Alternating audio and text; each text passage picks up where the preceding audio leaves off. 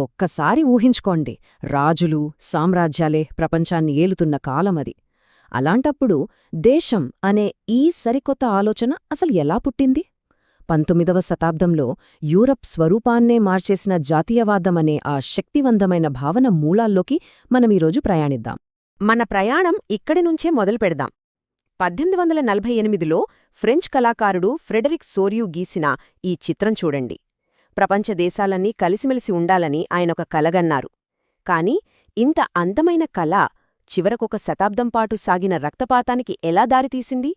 ఆ రహస్యాన్ని ఛేదిద్దాం. సరే, ముందుగా సూర్యు గీసిన ఈ కళాఖండంలోకి కాస్త లోతుగా వెళ్దాం. ప్రతి చిన్న వివరంలో దాగి ఉన్న అర్థమేంటో, ఆయన కలగన్న ప్రపంచం ఎలాంటిదో అర్థం చేసుకుందాం.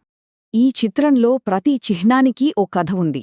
స్వేచ్ఛాదేవత చేతిలో ఆ వెలుగుతున్న జ్యోతి ఉందే, అది అజ్ఞానాన్ని పారద్రోలే జ్ఞానానికి చిహ్నం. మరి ఆమె కాళ్ల కింద చూడండి, ఆ విరిగిపోయిన సంకెళ్ళు, ఆ కిరీటాలు నిరంకుశ పాలన అంతమైపోయిందని చెబుతున్నాయి. ఇక ఆకాశంలో దేవదూతలు దేశాల మధ్య సోదరభావాన్ని దీవిస్తున్నారు. ఇది కేవలం ఒక చిత్రం కాదు, ఒక కొత్త యుగానికి నాంది. సోరియో యొక్క ఈ దృష్టిని ఆదర్శధామం లేదా యుటోపియన్ పిలుస్తారు. ఎందుకంటారా? ఎందుకంటే ఆ రోజుల్లో ఎక్కడ చూసినా రాజులు, చక్రవర్తులే. అలాంటి సమయంలో ప్రజలు ఎన్నుకున్న ప్రభుత్వాలు, శాంతిగా కలిసి ఉండే దేశాలు, ఇవన్నీ కేవలం ఒక అందమైన కలలాగే అనిపించాయి. నిజమయ్యే ఛాన్సే లేదననుకున్నారు. అప్పటి ప్రపంచం ఎలా ఉండేదో అర్థం చేసుకోవాలంటే ఈ రెండింటి మధ్య తేడా చూడాలి. ఒకవైపు హబ్స్బర్గ్ సామ్రాజ్యంలాంటి బహుళ జాతీయ రాజ్యాలుండేవి. అక్కడెంతోమంది రకరకాల భాషలు మాట్లాడేవాళ్లు. వాళ్లందరికీ మనమొక్కటే అనే ఫీలింగ్ లేదు. వాళ్లందరి భక్తి, విధేయత అంతా చక్రవర్తికే. కాని దానికి పూర్తి భిన్నంగా పుట్టుకొచ్చిన కొత్త ఐడియానే ఈ జాతీయ రాజ్యం. ఇక్కడ ప్రజలకు ఒక ఉమ్మడి భాష, చరిత్ర, సంస్కృతి ఉన్నాయి. అధికారం కూడా ప్రజల చేతుల్లోనే ఉంది. మరి ఈ ఆలోచన కేవలం పేపర్ల మీద నుంచి నిజ జీవితంలోకి ఎలా వచ్చింది? ఆ మలుపుకి కారణం ఫ్రెంచ్ విప్లవం. ఫ్రెంచ్ విప్లవకారులు చాలా తెలివిగా పనిచేశారు. ప్రజల్లో మనమంతా ఫ్రెంచ్ వాళ్లం అనే భావనను బలంగా నాటడానికి కొన్ని పద్ధతులు పాటించారు. ముందుగా పితృభూమి, పౌరుడు లాంటి కొత్త మాటల్ని తీసుకొచ్చారు. రాజుగారి జెండాను పీకేసి మనందరి జెండా అంటూ ఈ త్రివర్ణ పతాకాన్ని ఎగరేశారు. అందరికీ ఒకే చట్టాలను అమలు చేశారు. ఇలా ప్రజలను కేవలం రాజు బానిసలుగా కాకుండా ఒక దేశ పౌరులుగా మార్చారు. ఇక్కడే అసలు విషయముంది. ఫ్రెంచ్ విప్లవకారుల లక్ష్యం కేవలం ఫ్రాన్స్ను మార్చడం కాదు. వాళ్ళు ఇంకా పెద్ద కలకన్నారు. యూరోప్లో ఉన్న ప్రతి ఒక్కరిని ఈ నిరంకుశ పాలన నుంచి విడిపించడం తమ పవిత్ర కర్తవ్యంగా భావించారు. తమను తాము విముక్తిదాతలుగా చూసుకున్నారు. సరిగ్గా ఇక్కడే మన కథలోకి నెపోలియన్ బోనపార్టే వస్తాడు. విచిత్రమేంటంటే అతను విప్లవాన్ని అంతం చేసి తనను తాను చక్రవర్తిగా ప్రకటించుకున్నాడు. కాని తన దండయాత్రల ద్వారా అనుకోకుండానే ఈ విప్లవ భావాలను యూరప్ అంతటా వ్యాపింపజేశాడు. ముఖ్యంగా అతను తీసుకొచ్చిన నెపోలియనిక్ కోడ్ చట్టం ముందు అందరూ సమానమే అని చెప్పింది. నెపోలియన్ కథలో ఈ రెండు చిత్రాలు రెండు వేర్వేరు కోణాల్ని చూపిస్తాయి. మొదట్లో ప్రజలు ఫ్రెంచ్ సైన్యాన్ని చూసి, ఆహా, మనల్ని విడిపించడానికి వచ్చారు అని పూలదండలతో స్వాగతించారు. కాని చూస్తుండగానే పరిస్థితి మారిపోయింది.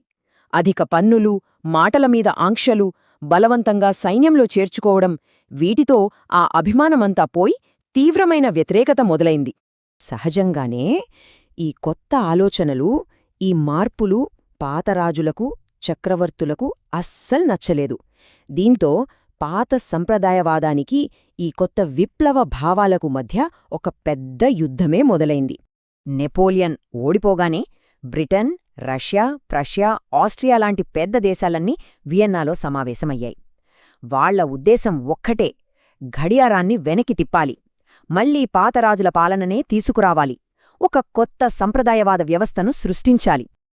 ఆ తర్వాత పరిస్థితి ఎలా ఉందో చెప్పడానికి ఈ బొమ్మ చాలు.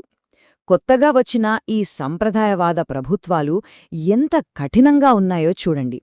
ఆలోచించే మేధావుల నోటికి తాళాలు వేశారు. అంటే స్వేచ్ఛగా మాట్లాడే హక్కును పూర్తిగా కాలరాశారు. అయితే ఈ అణచివేతను చూస్తూ ఎవరూ ఊరుకోలేదు. గ్యూసెప్ మజినీ లాంటి విప్లవకారులు రహస్యంగా సంఘాలు ఏర్పాటుచేశారు. వాళ్ల లక్ష్యం చాలా స్పష్టంగా ఉంది. ఈ రాచరికాన్ని కూలదోసి ప్రజలచేత నడిచే ఐక్య ప్రజాస్వామ్య దేశాలను స్థాపించాలి. ఆస్ట్రియా ఛాన్సలర్ మెటర్నిచ్ మజీనీని మన సామాజిక వ్యవస్థకు అత్యంత ప్రమాదకరమైన శత్రువు అని వర్ణించాడు. ఈ ఒక్క మాట చాలు పాత వ్యవస్థ మజీనీ లాంటి వాళ్ల ఆలోచనలకి ఎంతలా భయపడిందో అర్థం చేసుకోవడానికి. చూసారా, 1789లో ఒక చిన్న నిప్పురవ్వలా మొదలైన ఈ విప్లవ భావన 1815లో అణచివేతకు గురైన 1830లో మళ్లీ రాజుకుని 1848 వచ్చేసరికే యూరప్ అంతటా ఒక దావానలంలా ఎలా వ్యాపించిందో ఈ టైంలైన్ మనకు స్పష్టంగా చూపిస్తుంది. అయితే జాతీయవాదమంటే కేవలం రాజకీయాలు, యుద్ధాలు మాత్రమే కాదు. దాని వెనుక సంస్కృతి, ఆర్థిక పరిస్థితులు కూడా చాలా పెద్ద పాత్ర పోషించాయి. అవేంటో ఇప్పుడు చూద్దాం. ఒక దేశాన్ని కట్టాలంటే సైన్యంతో పాటు కథలు, పాటలు కూడా కావాలి. రొమాంటిసిజం అనే ఒక కళా ఉద్యమం వచ్చింది. ఇది ప్రజల్లో వాళ్ల ఉమ్మడి గతాన్ని, సంస్కృతిని గుర్తుచేసింది. ఉదాహరణకి పోలాండ్ తీసుకోండి. రష్యా పాలనలో నలిగిపోతున్నా వాళ్లు తమ భాషను, తమ జానపద సంగీతాన్ని వదల్లేదు. అవే వాళ్ల ప్రతిఘటనకు ఆయుధాలయ్యాయి. అలాగే ఆర్థిక కష్టాలు కూడా విప్లవాలకు ఆజ్యం పోశాయి. ఒకవైపు కరవు, ఆకలి, మరోవైపు నిరుద్యోగం. 1845లో సైలేషియాలో నేత కార్మికులు తమను దోచుకుంటున్నారని తిరగబడ్డారు. ఇలాంటి సంఘటనలే ప్రజలను రోడ్లమీదికి తీసుకొచ్చాయి. సరే, ఇప్పుడు మనం కథ మొదలుపెట్టిన 1848 సంవత్సరానికి మళ్లీ వచ్చేద్దాం. సొరియు ఆ చిత్రాన్ని కలగంటున్న సమయంలో ఈ రాజకీయ, సాంస్కృతిక, ఆర్థిక శక్తులన్నీ కలిసి ఒక పెద్ద తుఫానులా ఎలా విరుచుకుపడ్డాయో చూద్దాం. 1848లో చదువుకున్న మధ్యతరగతి ప్రజల నాయకత్వంలో విప్లవాలు పెల్లుబికాయి. జర్మనీలో అయితే ఫ్రాంక్ఫర్ట్ పార్లమెంట్ అనొకటేర్పడింది. ఐక్య జర్మనీ కోసం ఒక రాజ్యాంగాన్ని తయారు చేయడానికి వాళ్లంతా సమావేశమయ్యారు. అదొక చారిత్రాత్మక ప్రయత్నం. కాని వాళ్లెన్నుకున్న రాజు ఫ్రెడరిక్ విల్హెల్మ్ ఫోర్త్ ప్రజలిచ్చ కిరీటం నాకు వద్దని తిరస్కరించడంతో ఆ గొప్ప కల కల్లలైపోయింది. ఈ విప్లవంలోనే మరో పెద్ద చర్చ కూడా నడిచింది. అదే మహిళల హక్కులు. కార్ల్ వెల్కర్ లాంటి వాళ్లు ఏమన్నారంటే, పురుషుడు బలవంతుడు కాబట్టి అతనే కుటుంబ రక్షకుడు, స్త్రీ బలహీనురాలు కాబట్టి ఆమెకు పురుషుడి రక్షణ అవసరం అన్నారు. ఇది ఆనాటి సాంప్రదాయవాద ఆలోచన. కాని ఈ వాదనను లూయిస్ ఒట్టో పీటర్స్ లాంటి స్త్రీవాద కార్యకర్తలు గట్టిగా వ్యతిరేకించారు.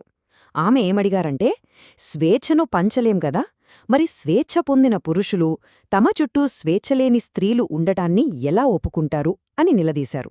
అంటే ఈ స్వేచ్ఛ కేవలం మగవాళ్లకేనా అని సూటిగా ప్రశ్నించారు. విచిత్రమేంటంటే స్వేచ్ఛ కోసం జరిగిన పోరాటంలో ముందున్న మహిళలనే ఆ ఫ్రాంక్ఫర్ట్ పార్లమెంట్ లోపలికి రానివ్వలేదు. కేవలం ప్రేక్షకులుగా గ్యాలరీలో కూచోబెట్టారు. ఇది మనల్ని ఒక ముఖ్యమైన ప్రశ్న దగ్గర ఆపుతుంది. స్వేచ్ఛ, సమానత్వం కోసం జరిగే విప్లవాలు తరచుగా సమాజంలోని సగం మందిని ఎందుకు ఇలా వెనక్కి నెట్టేస్తాయి?